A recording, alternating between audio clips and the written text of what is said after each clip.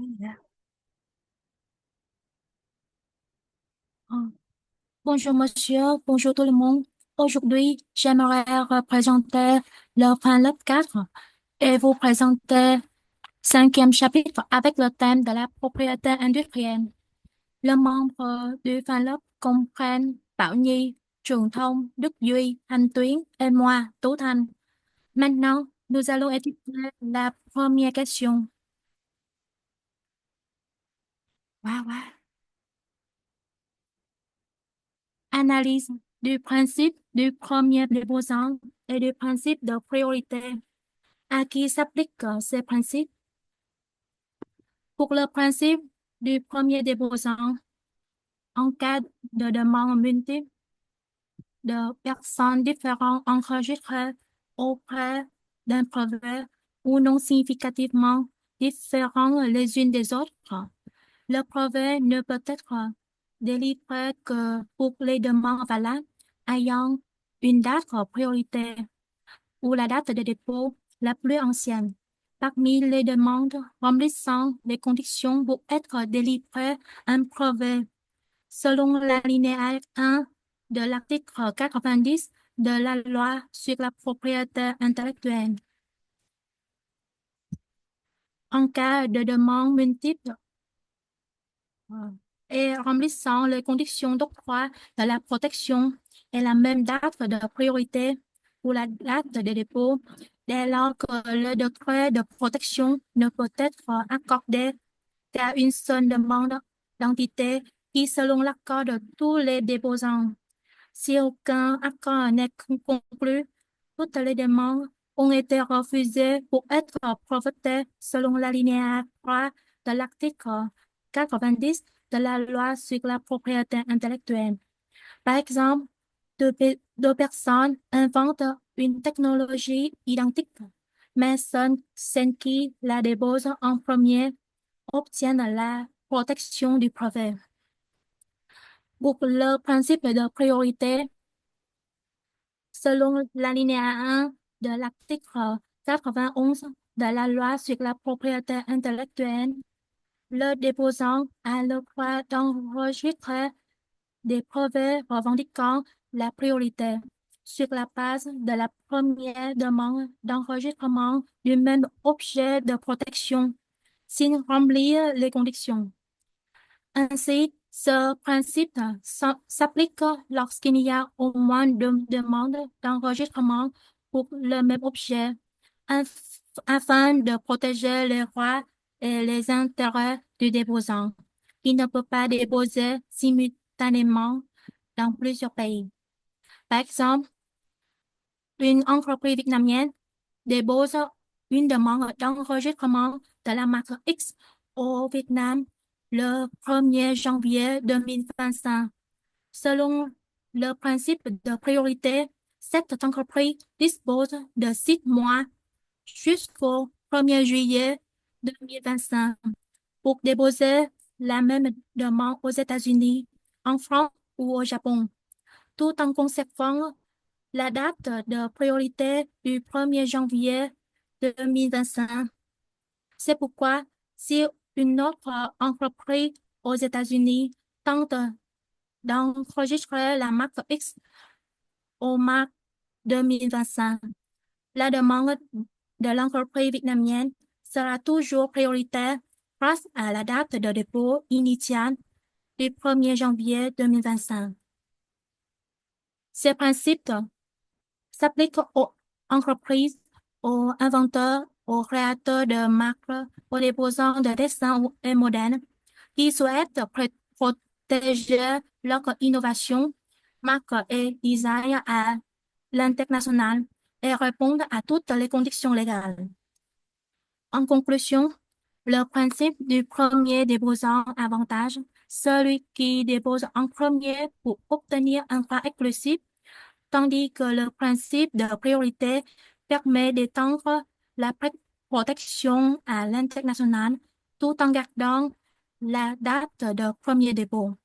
Ces principes sont essentiels pour protéger une innovation ou une marque à l'échelle mondiale. Ensuite, la deuxième question, c'est dessiner un diagramme pour résumer les étapes du processus de réception des demandes, de traitement des demandes et de délivrance de brevets. Le processus de réception des demandes, de traitement des demandes et de délivrance de brevets comprennent les étapes suivantes. Première étape, c'est dépôt de la demande selon l'article 108 de la loi sur la propriété intellectuelle.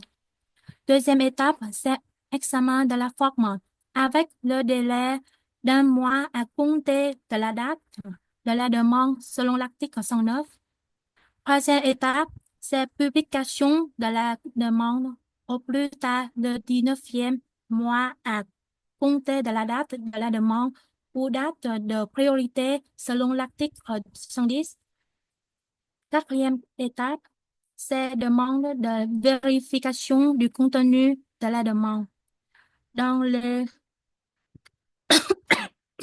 dans le 42 mois à compter de la date de dépôt ou de la date de priorité première ou 36 mois pour un certificat d'utiliser selon l'article 113. Cinquième étape, c'est examen de fond avec le délai de 18 mois à compter de la date de réception de la demande d'évaluation du contenu selon l'article 119.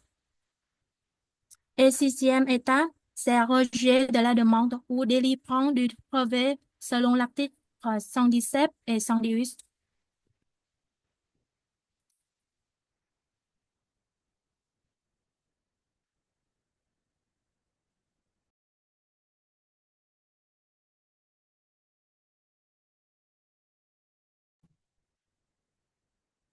Bonjour, monsieur, bonjour tout le monde.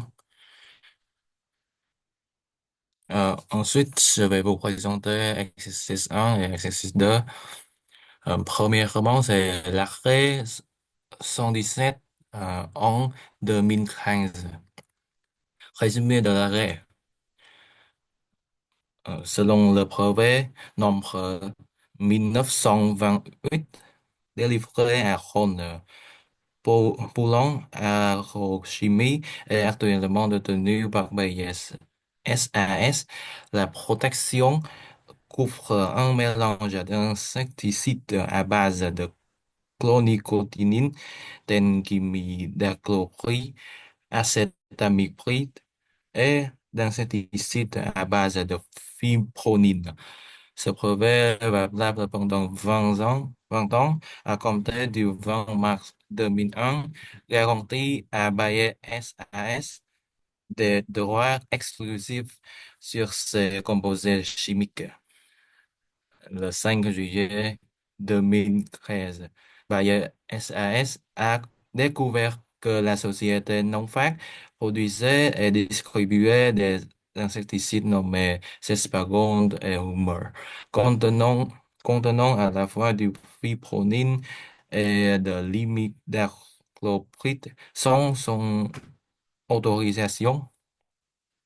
Ces actes ont été jugés comme une violation du brevet nombre 1928 en vertu de l'article 1126 de la loi sur la propriété intellectuelle du Vietnam.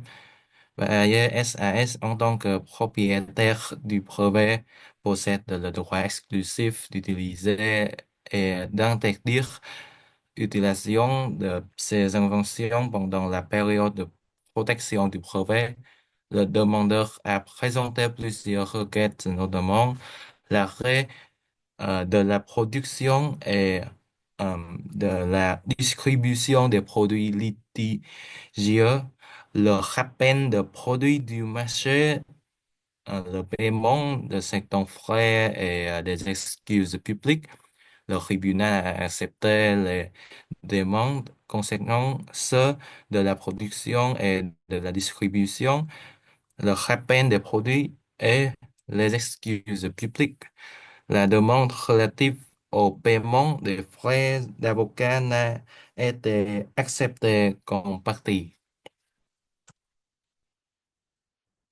La première question, analyser de l'objet des droits de propriété industrielle sur les inventions.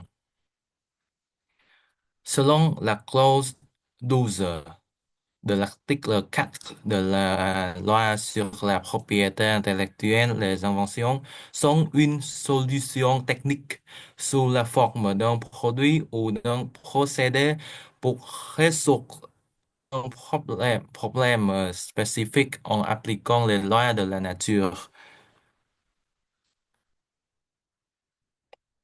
Et euh, selon, ailleurs, d'après l'article 5.9 de la loi sur la propriété intellectuelle, les objets suivants ne sont pas protégés en tant qu'une invention. Premièrement, invention, théorie scientifique, méthode mathématique. Deuxièmement, schéma, plan, règles et méthodes pour effectuer des opérations mentales, dresser des animaux, jouer à des jeux, mener des affaires, un programme informatique. Troisièmement, comment présenter l'information. Euh, Quatrièmement, la solution est uniquement esthétique et variété végétale et animale. Les processus de production végétale et animale sont essentiellement de nature biologique et non microbiologique. Et enfin, méthodes de prévention, de diagnostic et de traitement des maladies chez l'homme et l'animal. Deuxième question, quelle est la violation de Non-Fact Trading Corporation? Selon le brevet de 1928, le département de la propriété industrielle a accordé à Ron Poulenc Agrochimie le brevet titulaire du mélange de pesticides chlornicotinides et de pesticides à groupe pyrazole, pyrrole ou phénylimidazole le 30 octobre 2008. Le titulaire du brevet a été transféré à Bayer Options SA en France, conformément à la décision modifiée nombre 20 470. Et actuellement, le titulaire du brevet nombre 1928 est transféré à Bayer SAS conformément à la décision modifiée nombre 8499 du 29 avril 2000.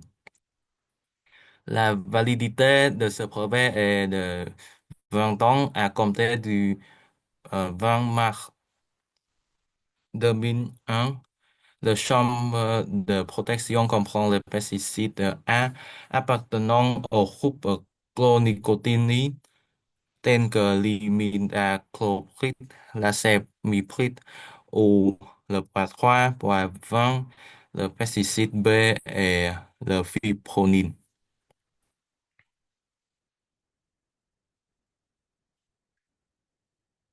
Le 5 juillet 2013, Bayer a découvert que la défense de Rest Non-Fact Company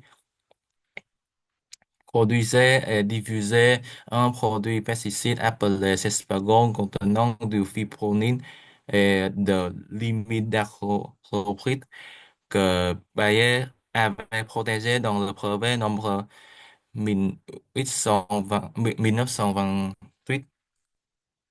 Les deux ingrédients fipronil et imidacloprid Bayer SAS ont déjà fait l'objet de brevets et sont toujours dans la période de protection. Donc, Bayer SAS est le propriétaire et a tous les droits d'utiliser et d'interdire aux autres d'utilisation ces brevets.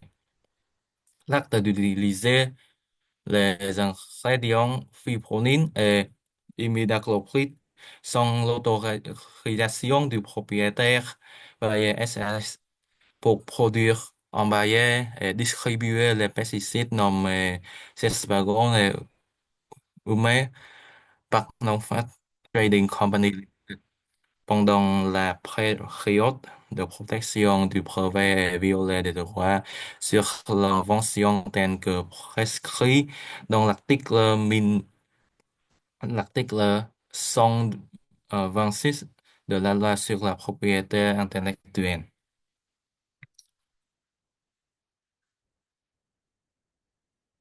Question 3.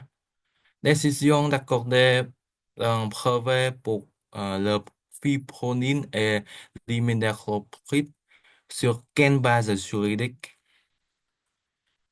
La décision d'accorder un brevet pour le fipronil et l'imidacloprid est fondée sur la clause 1 de l'article 58 de la loi sur la propriété intellectuelle. Euh, Une invention est protégée par un brevet si elle remplit les conditions suivantes. Présente une nouveauté, avoir une capacité créative capable d'application industrielle. Le brevet de la société Bayer a rempli toutes les conditions selon l'article 58. Donc, il peut être accordé pour devenir une invention. Question 4. Sur quelle base le rappel de produits Sespagon est-il mis en œuvre? L'article 202 de la loi de 2005 sur la propriété intellectuelle stipule le brevet de la société Bayer a rempli toutes les conditions selon l'article 58, donc il peut être accordé pour devenir une invention.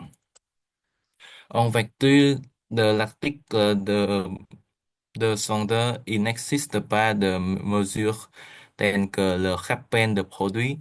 Toutefois, étant donné que la société Nông Trường a violé les droits de brevet de la société Bayer, le rappel du produit peut être considéré comme une manifestation de la mesure de forcer à cesser la contrefaçon.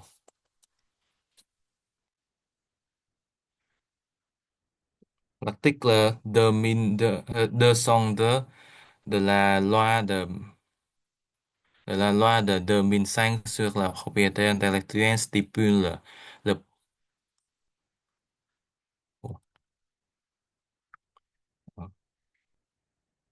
question 5. Pourquoi la demande euh, d'enre- d'enregistrement de ce produit doit-elle être retirée au service de la protection des végétaux?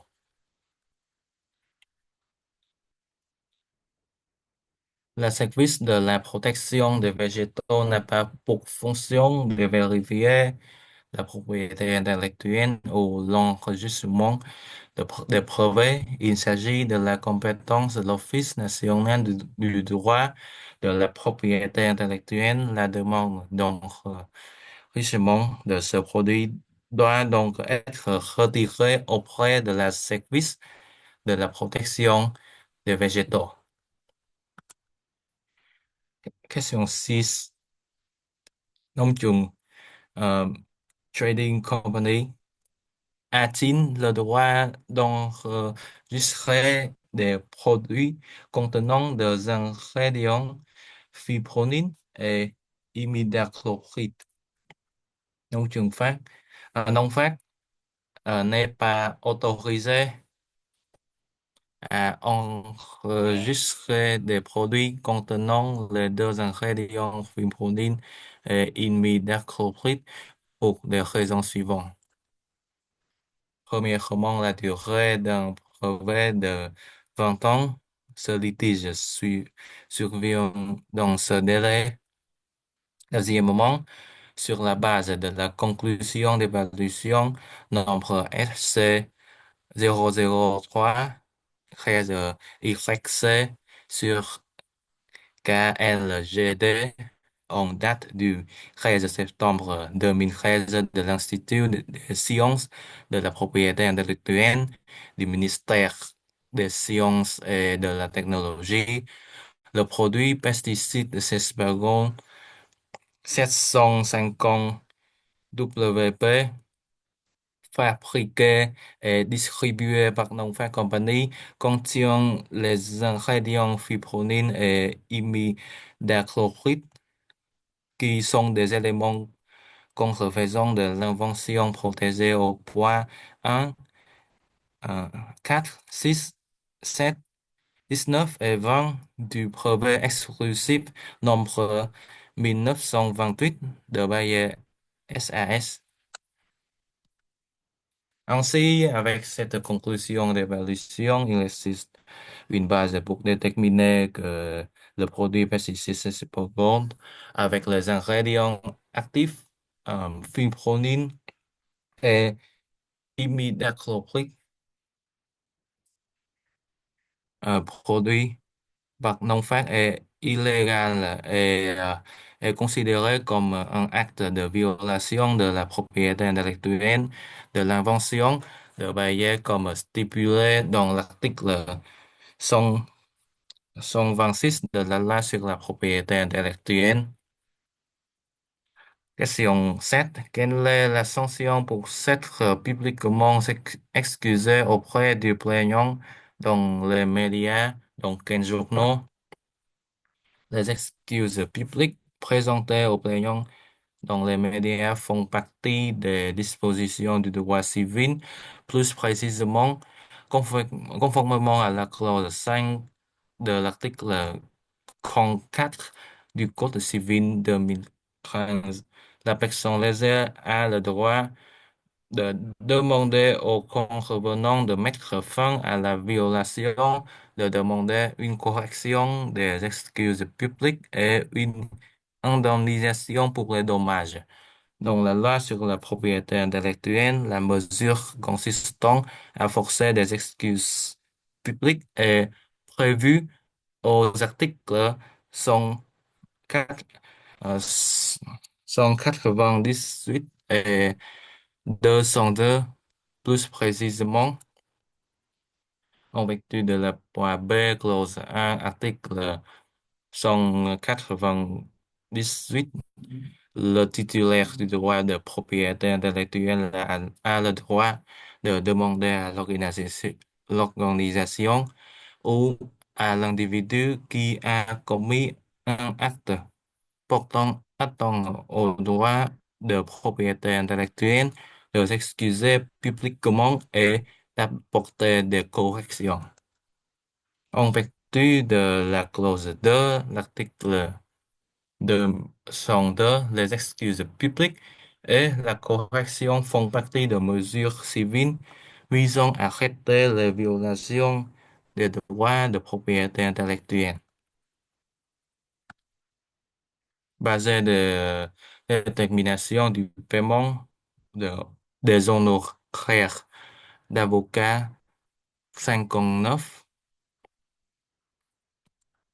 ah, en vertu de l'article 205 clause 3 de la loi sur de la propriété intellectuelle lorsque le défendeur commet un acte de violation de la propriété intellectuelle.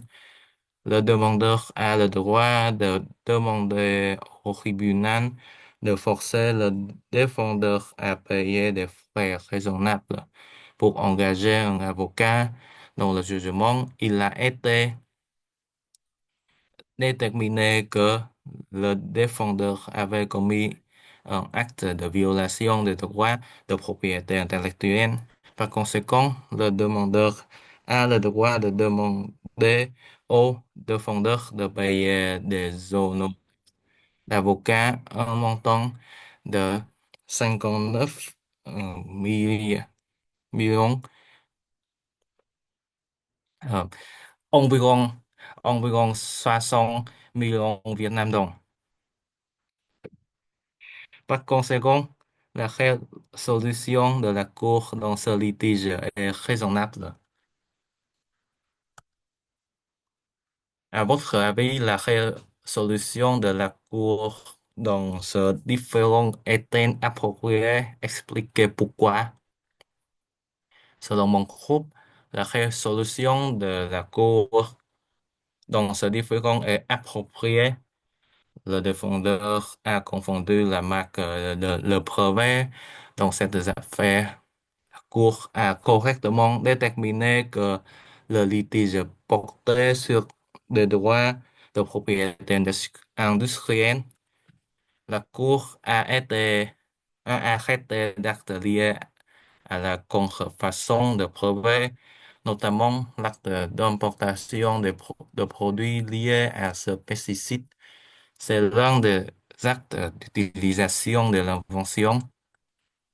Le tribunal a déterminé la période de la validité du brevet nombre 1928 et s'est basé sur la conclusion d'évaluation nombre SC003 13 YC sur KLGD du 13 septembre 2013 de l'Institut de sciences de la propriété intellectuelle du ministère de Sciences et de la Technologie pour résoudre l'affaire, en déterminant à la fois l'acte et la période dans laquelle le différend est survenu. La période de protection reste valable pour résoudre correctement le cas. Ensuite, c'est exercice 2, analyser la jurisprudence novatrice âgée contre Union of India. Et le, le 1er avril 2013. Premièrement, je vais résumer du jugement. Juge Zimmerman, qui est un scientifique, a inventé un certain nombre de dérivés de la N-phénine de pyrimidinamine dont le CGP, dont le CGP 5, 57 min sont 48 sous forme de base livre qui a reçu plus tard la dénomination commune internationale imatinib par l'Organisation mondiale